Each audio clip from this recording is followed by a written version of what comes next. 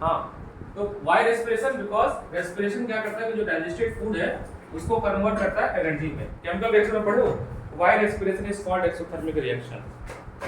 तो रेस्पिरेशन में क्या होता है कि जो फूड आपने कंज्यूम किया, नेचर से ऑक्सीजन इसके साथ रिएक्ट करके ऑक्सीडेशन प्रोसेस होता है और एनर्जी में कन्वर्ट होता है।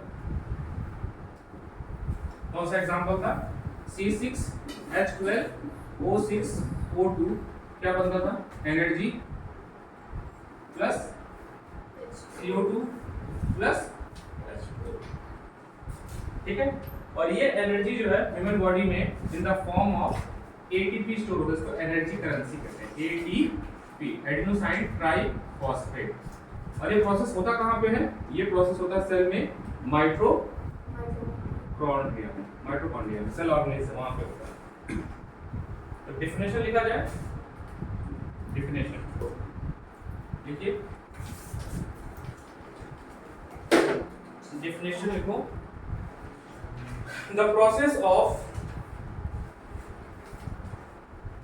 releasing energy, the process of releasing energy from food, एक मिनट क्या करो, एक minute, the process of releasing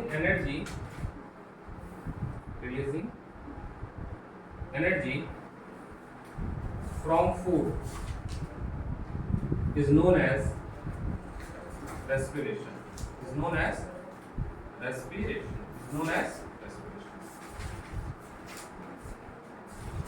क्योंकि ये रेस्पिरेशन सेल करता है, यानी पूरा ब्रेकडाउन का काम कौन करता है? सेल। इसीलिए सेल को हम लोग सेलुलर रेस्पिरेशन बोलते हैं, cellular respiration, because this all function is carried out by cell, इसीलिए हम लोग इसको सेलुलर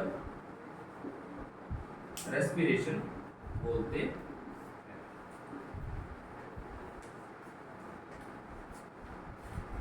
बात करें टाइप्स ऑफ रेस्पिरेशन की, टाइप्स ऑफ रेस्पिरेशन। तो रेस्पिरेशन दो तरह के होते हैं, पहला एरोबिक रेस्पिरेशन और दूसरा anaerobic respiration. Aerobic respiration, aerobic respiration मतलब होता है कि ऑक्सीजन की मात्रा पर्याप्त मात्रा में है, मतलब respiration is carried out in the presence of oxygen,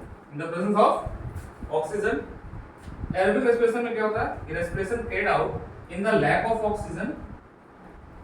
oxygen या नो ऑक्सीजन और नो ऑक्सीजन।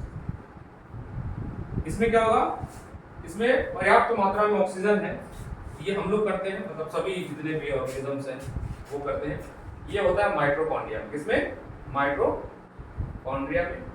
इसमें हाई एनर्जी प्रोड्यूस होता है, हाई एनर्जी प्रोड्यूस। कितना प्रोड्यूस होता है? एक मॉलिक्यूल ग्लूकोज टूटता है और 38 एटीपी मॉलिक्यूल बनाता है। एरोबिक में क्या होता है कि 1 मॉलिक्यूल ऑफ ग्लूकोज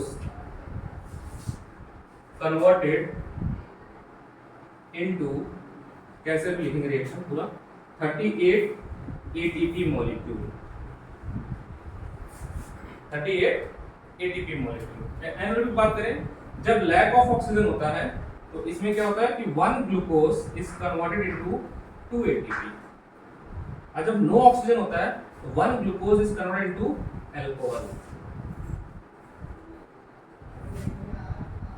ये जो 2 एटीपी वाला होता है, इसमें एक चीज और बनता है, लैक्टिक एसिड। क्या बनता है? Lactic acid.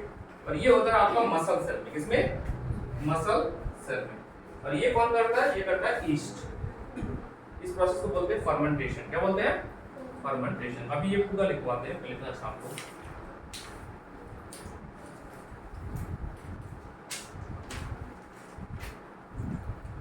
ये शाम को पूरा लिखवाते हैं। ATP का फुल फॉर्म क्या होता है? Adenosine triphosphate. Adenosine triphosphate, adenosine triphosphate, यानी ये फॉस्फेट का मॉलिक्यूल है। किसका है? फॉस्फेट का मॉलिक्यूल है। 3 मॉलिक्यूल्स में फॉस्फेट के हैं। एक एटीपी, जब एक एटीपी मॉलिक्यूल टूटता है तो लगभग 30.5 किलो जूल पर मोल की एनर्जी प्रोड्यूस होती है। ऐसा समझ लो इसको आसान भाषा में कि एक कैप्सूल है, एक कैप्सूल को खाने से आपको 30.5 किलो जूल एनर्जी मिलेगी। जूल किसकी एनर्जी होती है? एनर्जी की यूनिट होती है ना, जूल ऐसा यूनिट होती है। और इसीलिए एटीपी को हम लोग एमसीक्यू के लिए रखना एनर्जी करेंसी बोलते हैं। क्या बोलते हैं? Energy currency.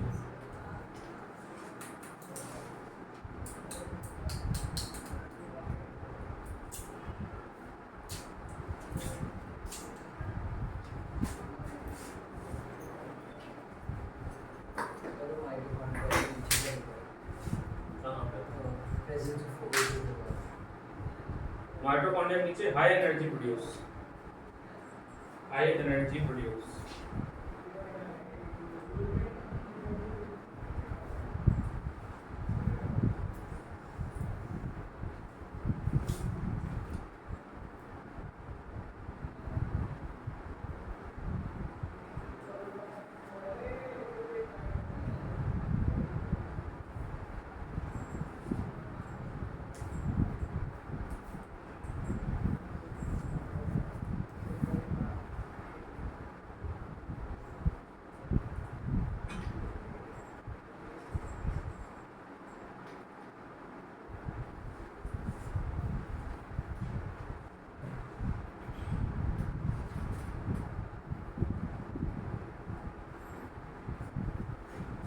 देखिए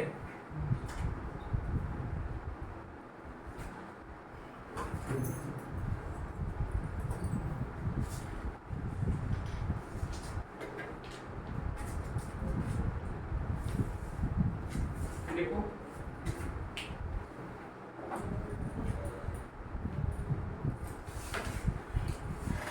इसमें देखो aerobic respiration, aerobic respiration, aerobic respiration. इसमें एक रिएक्शन इंपॉर्टेंट याद रखना है। क्या?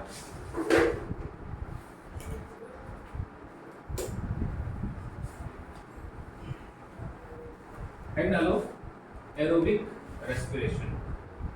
इसमें एक रिएक्शन याद रखना है कि 1 molecule of glucose is converted into 2 molecule of pyruvate if molecule of glucose जो है वो 2 pyruvate में कन्वर्ट होता है। ये कहाँ पे होता है? ये होता है साइटोप्लाज्म में। इसमें साइटोप्लाज्म में। और ग्लूकोज से पायरुवेट में कन्वर्ट होने को कहते हैं ग्लाइकोलाइसिस। क्या बोलते हैं? ग्लाइकोलाइसिस। स्पेलिंग इसका। अब पायरुवेट क्या है? पायरुवेट जो है ये एक एसिडिक ग्रुप है, यहाँ पे लिख देते हैं, जिसको हम लोग कार्बन कंपाउंड में अच्छे से पढ़ेंगे। CH3 C double bond O COOH। Pyruvate का नाम है ketonic carboxylic acid.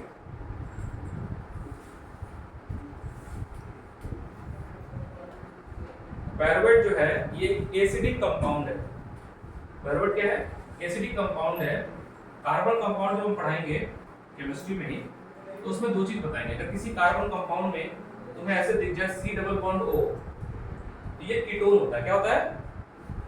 Ketone group होता है। अभी के बस नाम जानना है आपको। और किसी भी कार्बन कंपाउंड में अगर आपको COOH दिख जाए ऐसे, तो ये कार्बोक्सिलिक एसिड होता है।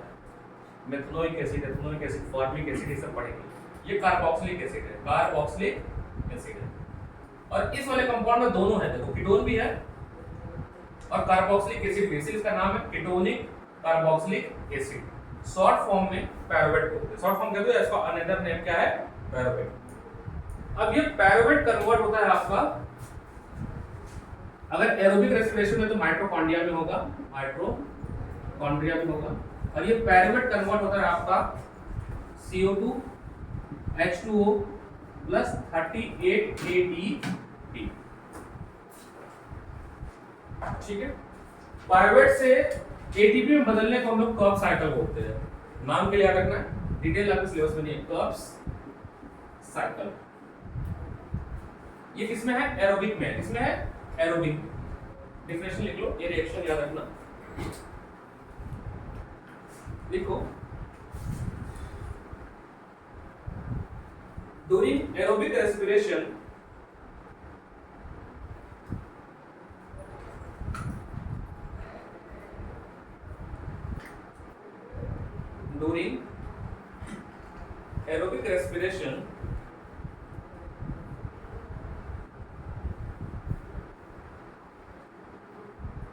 पॉइंट लिखना, ठीक है, पहला पॉइंट लिखना है, during aerobic respiration glucose break down into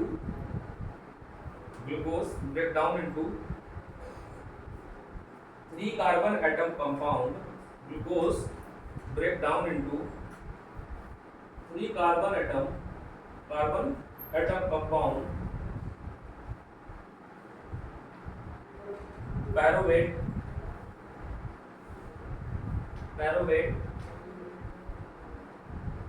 in cytoplasm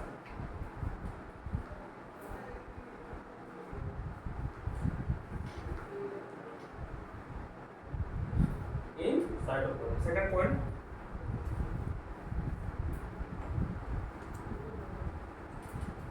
the pyruvate break down further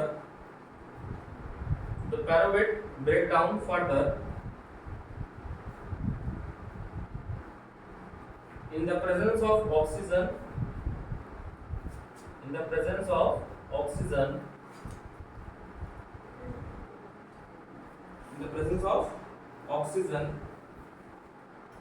in mitochondria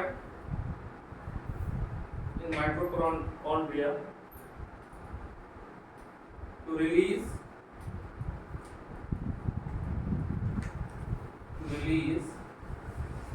carbon dioxide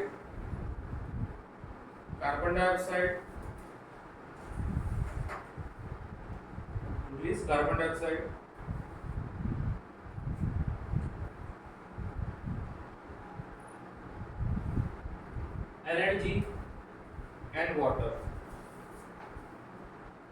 Next point,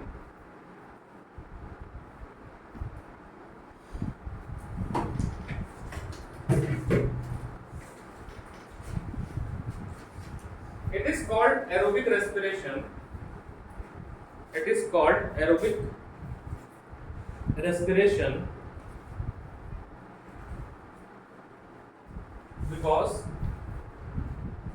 Because it uses air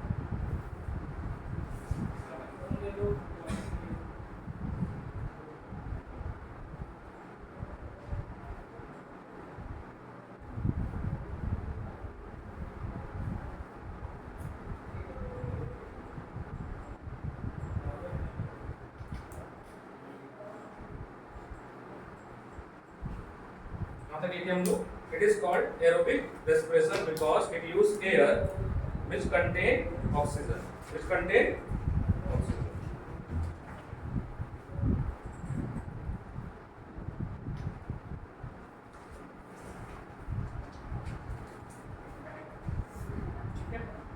point लिखिएगा। Next point, mitochondria are site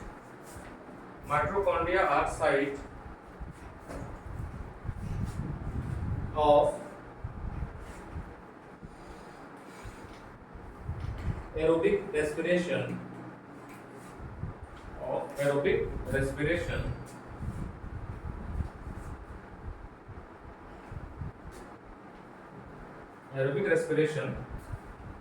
in the cell। अब next head मिलेगा anaerobic respiration. अब anaerobic respiration में यहां तक तो reaction same होगा, glucose से लेके पायरुवेट तक तो सेम होगा, ग्लूकोज से लेके पायरुवेट तक तो सेम होगा, ठीक है। उसके आगे देखिए, पायरुवेट के बाद अगर नो ऑक्सीजन का केस बना, नो ऑक्सीजन, यानी ये हो रहा है मसल सेल में हो रहा है, तो क्या होगा, आपका अल्कोहल बनेगा। और अल्कोहल बनेगा आपका लैक्टिक एसिड बनेगा। क्या बनेगा? लैक्टिक एसिड प्लस 2 एटीपी बनेगा। अब लैक्टिक एसिड की वजह से मसल क्रैम्प वगैरह आता है, क्योंकि मसल क्रैम्प आता है। बात करें लैक्टिक एसिड का फॉर्मूला का, तो लैक्टिक एसिड का फॉर्मूला है, लैक्टिक एसिड का फॉर्मूला अभी नहीं समझ आएगा, लेकिन याद रखना है, क्यों? क्योंकि कार्बन कंपाउंड में जरूर आएगा, वापस रिपीट होके। तो लैक्टिक एसिड का फॉर्मूला है आपका CH3 CH, यहाँ OH NCOOH। अब ध्यान से देखना है, COOH मतलब कार्बोक्सिलिक एसिड ग्रुप है, OH होता है अल्कोहल। क्या होता है? इसका नाम पड़ता है हाइड्रोक्सी कार्बोक्सिलिक एसिड। हाइड्रोक्सी, अभी याद रखना, बस केवल रटना है, हाइड्रोक्सी कार्बोक्सिलिक एसिड। इसके बारे में डिटेल में कार्बन कंपाउंड में ऑलरेडी पढ़ाया जाएगा। ये किसका नाम है? ये नाम है आपका लैक्टिक एसिड। किसका नाम है? Lactic acid. लैक्टिक एसिड कहाँ बनता है? मसल्स में बनता है। एक्सरसाइज करने से मसल क्रैम्प आता है तो लैक्टिक एसिड जम जाता है, तो गर्म पानी से सिकाई करते हैं ना, तो लैक्टिक एसिड रिलीज हो जाता है, मतलब फिर नॉर्मल हो जाता है बॉडी में। तो लैक्टिक एसिड बनता है जब आपकी बॉडी को सफिशिएंट अमाउंट में ऑक्सीजन नहीं मिल पाता। यहाँ पे क्या लिखा है? Lack of oxygen. यहाँ क्या लिखा है? नो लिख दिया मैंने, लैक ऑफ ऑक्सीजन। नो होगा तब क्या बनेगा? दूसरा केस, सेकंड केस, ग्लूकोज से लेकर पायरुवेट तक सब सेम होगा, यहां से होगा नो ऑक्सीजन। अगर ऑक्सीजन नहीं है तो क्या होगा? इफ नो ऑक्सीजन प्रेजेंट, अगर ऑक्सीजन नहीं होगा तो क्या होगा? अल्कोहल बनेगा। क्या बनेगा? Alcohol CO2 plus H2O।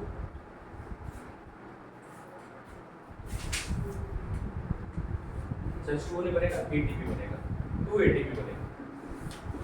अब नो ऑक्सीजन में कौन करेगा? ये करेगा आपका माइक्रो ऑर्गेनिज्म ईस्ट। क्या करता है? फर्मेंटेशन, अल्कोहल बनाने में मदद करता है।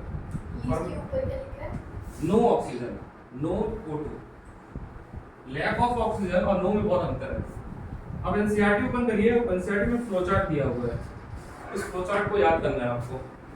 ये वाला पुरानी बुक में पेज नंबर 102, नई बुक में देखो 88, पेज नंबर 88, पेज नंबर 88 इन न्यू बुक। और ओल्ड बुक में कितना है भाई?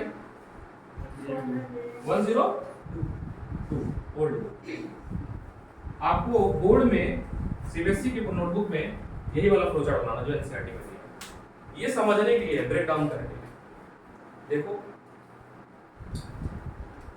पहले का लिख दूं सब कुछ, तुमने भी एरो लगा दिया है, एरो नहीं लगाना है, ये पूरा लिखना है। Glucose converted to pyruvate, and pyruvate के बाद का ये स्टेप है, यहाँ हो जाएगा साइटोप्लाज्म। इस प्रोसेस को बोलते हैं ग्लाइकोलाइसिस। इसमें इथेनॉल लिखा हुआ, हमने लैक्टिक एसिड लिखा है। इथेनॉल जितना इसमें लिखा है आपका नो ऑक्सीजन के लिए, तो यहाँ पे अल्कोहल लिखा है मैंने ना, ठीक है। अल्कोहल का ही कंपाउंड होता है इथेनॉल, ठीक है। यहाँ पे भी 1 ग्लूकोज, सब कुछ वैसे ही साइटोप्लाज्म में, और ये बनेगा आपका पायरुवेट। अगर अल्कोहल का है,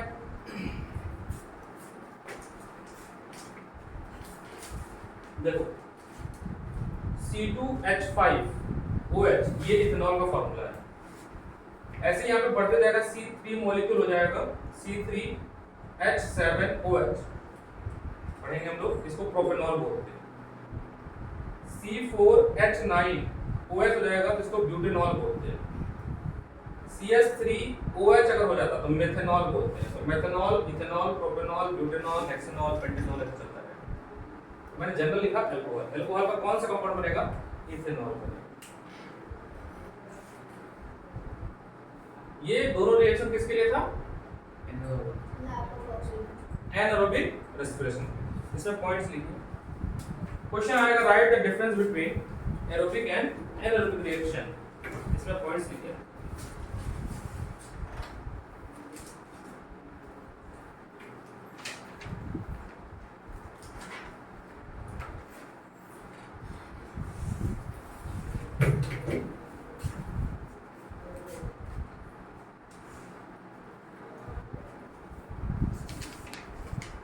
The respiration which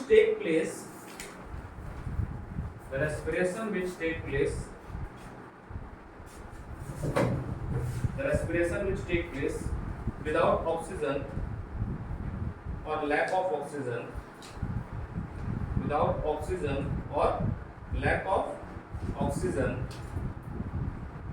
is known as anaerobic respiration.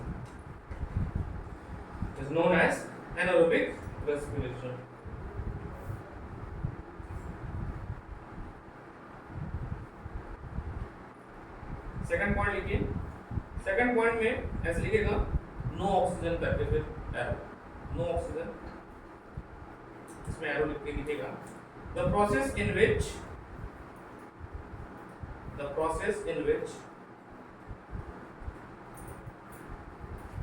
complex organic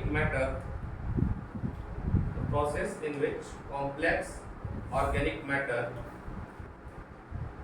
gets converted into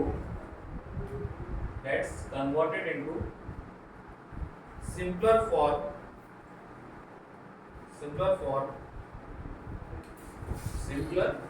form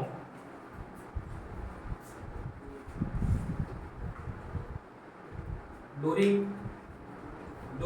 anaerobic respiration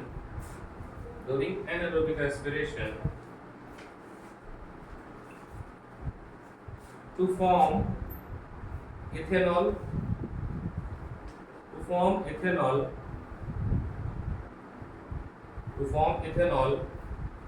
by action of enzyme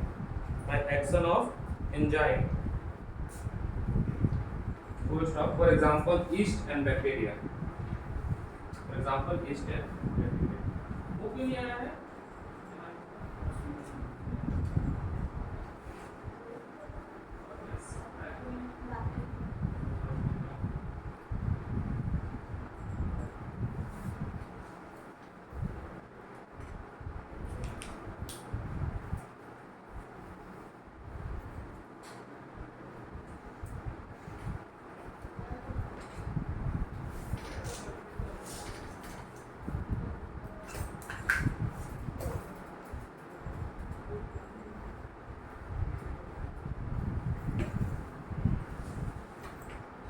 next लिखिए, lack of oxygen. Second point में lack of oxygen, third point में ये था no oxygen, lack of oxygen पर लिखिए। During vigorous exercise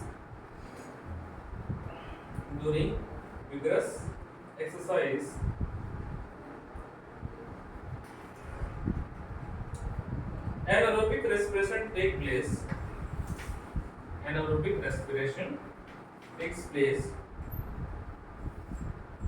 due to which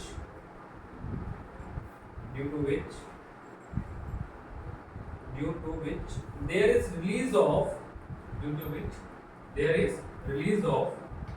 lactic acid in the body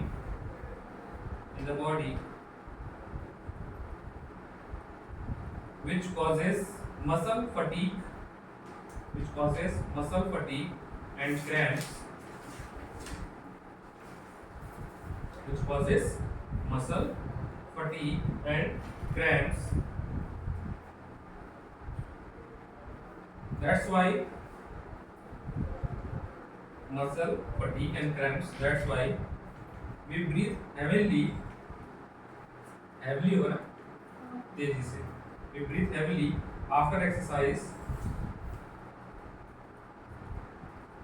After exercise to take in more oxygen. To take in more oxygen. Next question form में लिखिए. Write the difference between